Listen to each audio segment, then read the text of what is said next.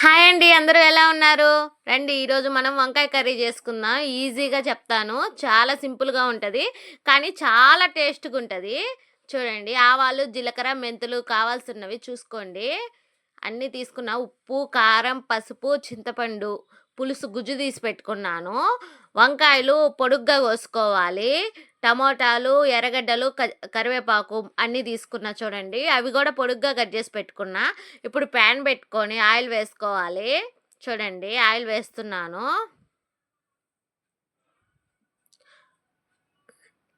Oil వేసి బాగా కాగనివ్వాలి. చూడండి ఇప్పుడు ఆవాలు, జీలకర్ర, మెంతులు 3 వేసుకొని వేపుకుంటున్నాను.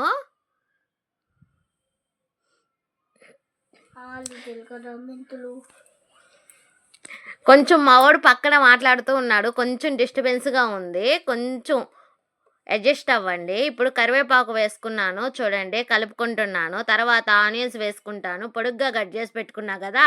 అవి కొంచెం లావుగా కట్ చేసి పెట్టుకోవాలి. నేను చేసిన సైజులో అయితే సరిపోతాయి. చూడండి. తర్వాత కొంచెం ఉప్పు వేసుకుంటున్నాను. ఆనియన్స్ వేగేటప్పుడే ఉప్పు వేసుకుంటే తొందరగా వేగిపోతాయి. మనకు గ్యాస్ చాలా సేవ్ అవుతుంది. తర్వాత ఇప్పుడు టమోటాలు వేసుకొని కలుపుకోవాలి. టమోటాలు బాగా మగ్గాలి. టమోటాలు ఎంత బాగా మగ్గితే అంత బాగా వస్తుంది కర్రీ. మా వాడికి సెలవులు ఇచ్చేశారు. నా తల తింటున్నాడు. ఇప్పుడు చూడండి ప్యాన్ మీద మూత పెట్టాను. మూత తీసి చూస్తే బాగా ఏగాయి. 10 డేస్ సెలవులు బాగా విసిగిస్తున్నాడు మా వాడు నన్ను. అందులో కొంచెం హెల్త్ కూడా బాగలేదు. ఇంక మనమే కదా కేర్గా చూసుకోవాలి. అందుకని చాలా జాగ్రత్తగా చూసుకుంటున్నాను. తర్వాత కొంచెం పసుపు వేసుకొని కలబెట్టుకున్నాను. బాగా మగ్గిన తర్వాత పొడుగ్గా కట్ చేసి పెట్టుకున్న వంకాయలు కూడా వేసి కలుపుతున్నాను.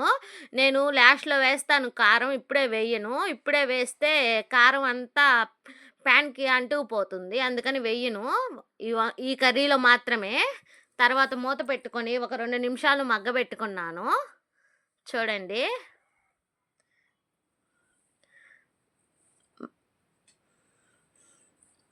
మగ్గిన తర్వాత చింతపండు పులుసు పోసుకుంటున్నాను. చూడండి.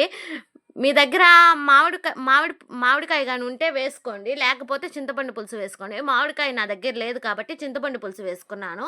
మామిడికాయ వేసుకున్న చాలా బాగుంటుంది కర్రీ.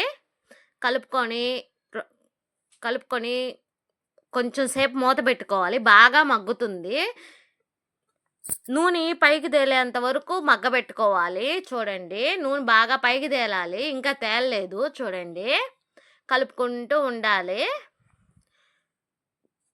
ఈ కర్రీ చేసుకోవాలంటే చాలా ఓపిక కావాలి. గ్యాస్ దగ్గర ఉండి కలుపుకుంటూ ఉండాలి. ఇప్పుడు కొంచెం కారం వేసాను రుచికి తగినంత. చూడండి. ఆయిల్ పైకి తేలింది కదా! కర్రీ అయిపోయింది. Okay bye. అందరూ ఛానల్స్ చూసి వెళ్ళిపోతున్నారు. సబ్స్క్రైబ్ చేసుకోండి ప్లీజ్. బాయ్.